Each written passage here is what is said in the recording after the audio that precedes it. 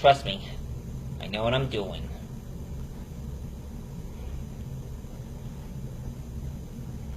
You wanna know why I'm smiling? Because I'm trigger happy.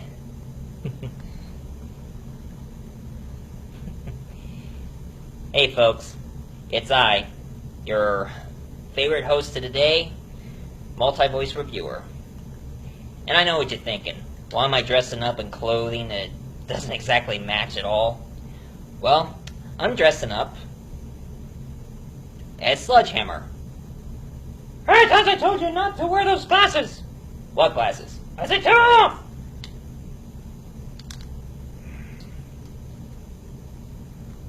This is what happens when you dress up as a character. Sooner or later, you become the character and things happen to you.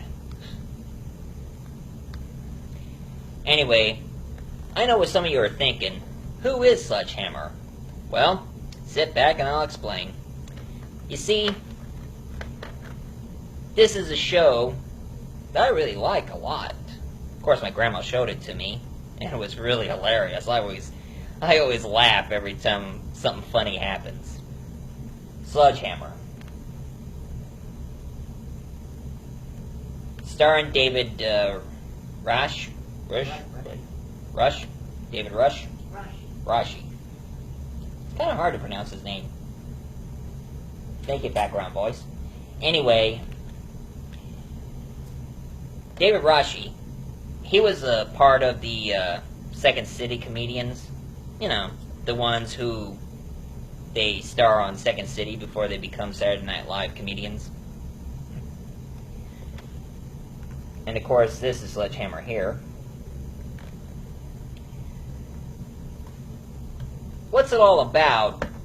It's about this cop. But of course, I'll tell you the background about it. It all started from this one really young filmmaker who goes by the name of Alan Spencer. That's him right here.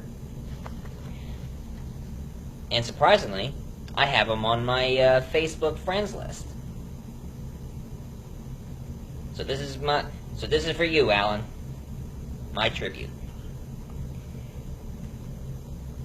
Alan Spencer, well, he was flipping through the channels, and then all of a sudden he came across this TV series called Get Smart. You know, that comedy parody about spy stuff. The one with Maxwell smarts. So where's the Chief, 99?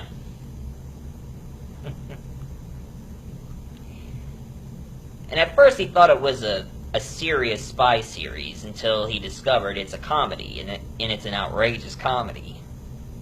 So therefore he decided to do a comedy parody, but instead of making it about a spy, he decided to make it about a cop. And what kind of cop, would I ask? Is Dirty Harry. So go ahead, make my day. I know what you're thinking, punk. You're thinking, did I use 175 impressions? Or 174? Well, you think I'm that good, punk? I love doing Clint Eastwood. Kind of kills the throat. Aw, thanks.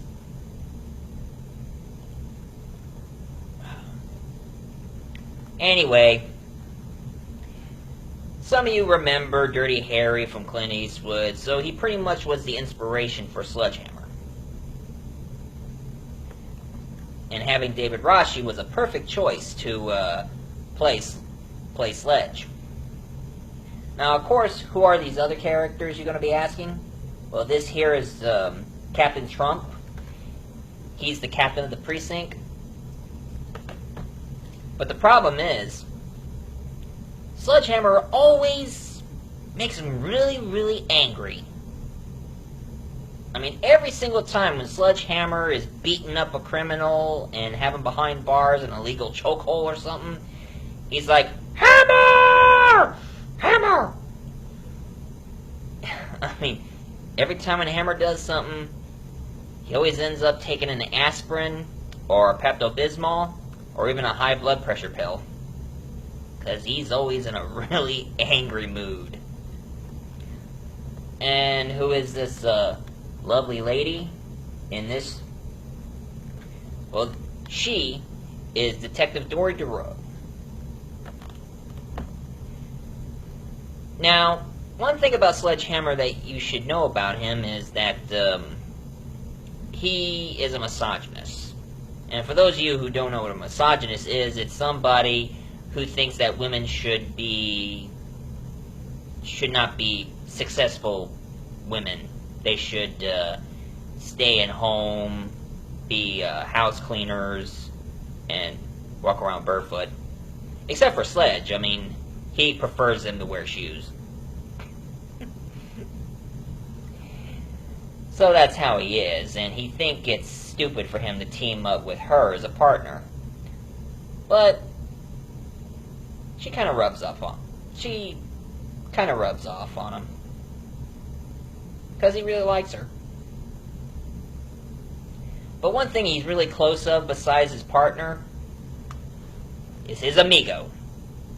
But of course, unlike my amigo here,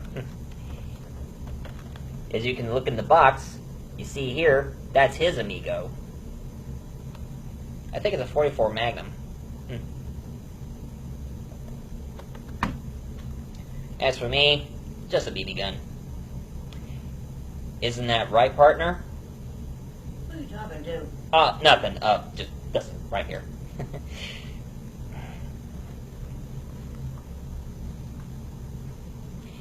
Anyway, Sledgehammer was a really hilarious show.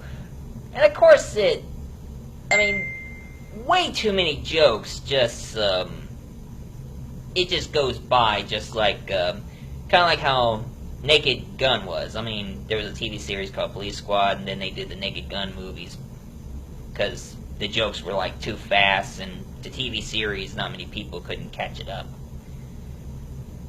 But thank goodness for DVDs, I can catch up with many jokes as I could. And I love a lot of parodies they did, like they did Witless, where it was supposed to be a parody towards that one movie starring Harrison Ford, where he was protecting this Amish kid who witnessed a murder, and a bunch of crooked cops is trying to kill the Amish kid, and of course it's Danny Glover who's the bad guy, and Harrison Ford was the only decent cop to protect him. And of course there's that other one, making a parody out of my favorite sci-fi other cop show movies I like, RoboCop. Of course, in this show, it's called Hemorrhoid.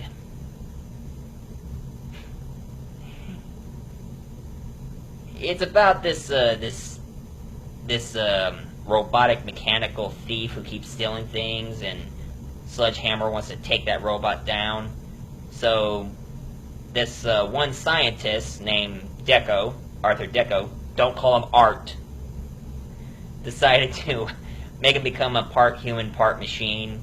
So he's like the parody of RoboCop. Sledgehammer plus RoboCop equals Hemorrhoid. And of course they did a really good episode about a famous classic actor who was remembered playing a vampire. And of course I know it's a tribute to Bela Lugosi, even though they don't say his name, but most of our die-hard Universal Monster fans know.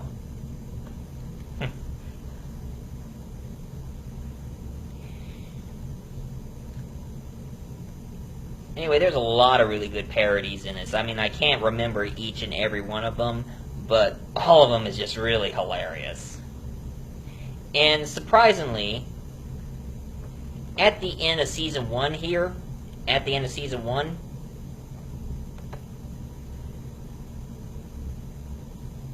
Alan just ended it with everybody getting killed. Because at the end, there is this workout place who are a terrorist organization, and they sent a nuclear bomb to blow up the entire city. And of course Hammer found the bomb, and he thought he can defuse the bomb. And of course Captain Trunk's saying, "Hammer, you cannot defuse that bomb." And he said, "Trust me, I know what I'm doing." Ding! And the whole city was like completely destroyed. And the last thing you hear is Trump yelling, "Hammer!" And of course, when people wanted more of Sledgehammer, that's when Alan decided to do the second season and said it took place 5 years after the nuclear explosion. So I guess we pretty much know about his fate. Now, the second season was absolutely hilarious. Really funny. Heck, they even did a parody of Clockwork Orange. But, of course, it's about a TV studio company who works with the mob, who decided to brainwash cops to make them forget what they know about their #1 gangster named Red Shoes Haggis. But, of course, to Sledgehammer, he has no subconscious. And he's immune to violence, known to man. That's why I like him. I like Sledgehammer. He's hilarious. I mean, heck, a friend of mine who likes these kind of humors, he never heard about Sledgehammer until I let him borrow my DVDs, and he loved it. Absolutely hilarious. And even I also read here, according to these little papers, yeah, these DVDs comes with these files here with notebooks and everything. It says here that he got popular enough that he did appear on 2 Sledgehammer Marvel comic books. And I saw the pictures, and I wish I had them. There's one issue where Spider-Man was about ready to kill Captain Trunk, so Sledgehammer grabs Trunk, bashed his head to the table, and aimed his gun to Spider-Man, while Captain Trunk is going like, "Hammer!" And then there was another issue where this time Satana, she's supposed to be like daughter of Satan, who's a superhero in the Marvel Comics, and there's a whole army of zombies coming towards them, and there's Hammer standing there with his gun saying, "Trust me, I know what I'm doing." I don't think about Hammer taking down zombies, but who knew? And also got really popular enough that he appeared in crack magazines, and I wish I had them too. Actually, I never collected crack magazines in a long time. I don't know if they're still around or not. And of course, rumor said that there was an action figure of Sledgehammer, even 2. But my problem was that I couldn't find them on eBay. I mean, they show pictures of it, but I never could find them. There's one where Sledgehammer is wearing his outfit, comes with a gun, and of course there's another one where he wears a army t-shirt and pajama bottoms, and a gun holster because he sleeps with his gun laying next to his pillow. He's just so attached to that gun of his, you know?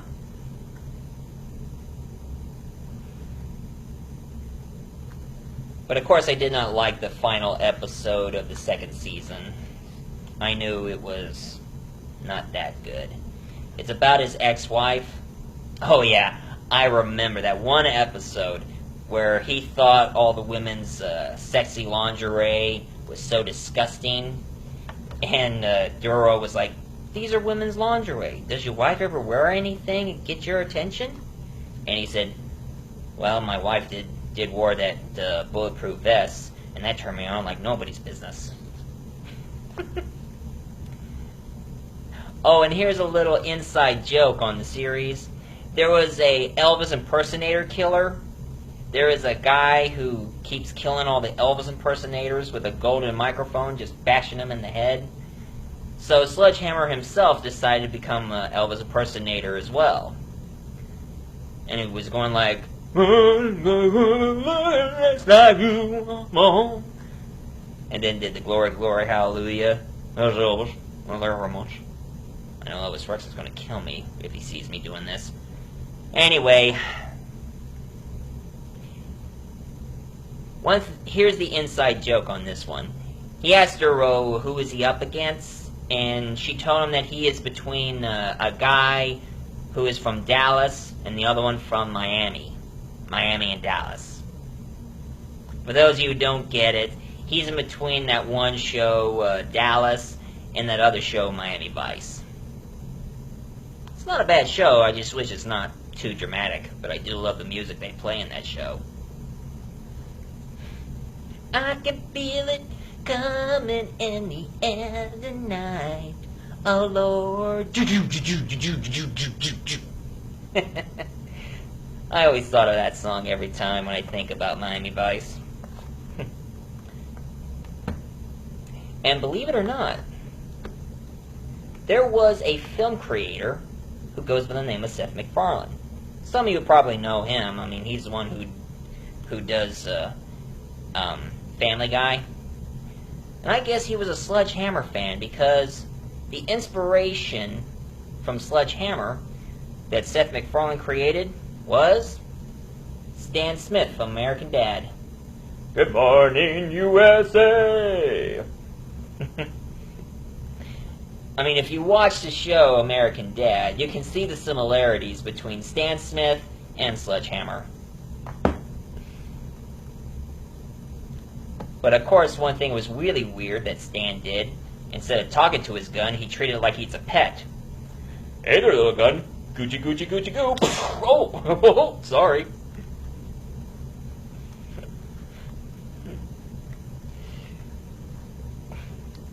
Anyway, folks, you guys look up Sledgehammer. Get it on eBay or find it in Best Buy or any other video stores that sells these because it's worth the money of these shows. And one thing that's really neat about these DVDs, they're like books. Once Upon a Time, Sledgehammer, next episode.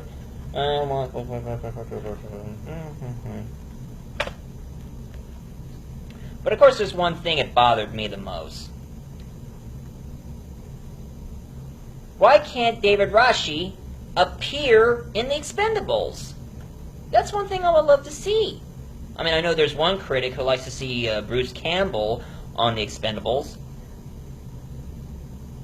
But of course, I don't want him, completely act like an action hero. Just let him do like a cameo on The Expendables by just, pulling out his gun, firing against a bunch of bad guys, and then looks at Sylvester Stallone and says, "Trust me, I know what I'm doing." No, you don't. No, you know what you're doing. I love doing Stallone. In some house, what's a nigga some time?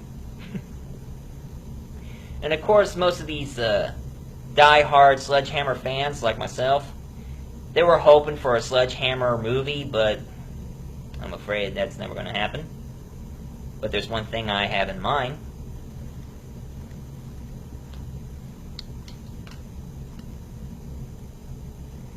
Sledgehammer Jr., or young Sledgehammer. Hey, if Mr. Spencer, or if you're thinking about it, let me know, because I like to be playing as Hammer. Or Hammer Jr. Anyway, folks, this is my review for the day, ladies and gentlemen. So, if you like this show, please leave a comment down below, subscribe, hit like. I don't know about you, buddy, but I think I'm getting a little tired. Do I have to call the people at the funny farm? Why? Who are you talking to? No one. Just dusting this thing here. I've got this big smudge. I'm trying to clean it. Yeah, sure. Trust me, folks. I know what I'm doing. Bye-bye.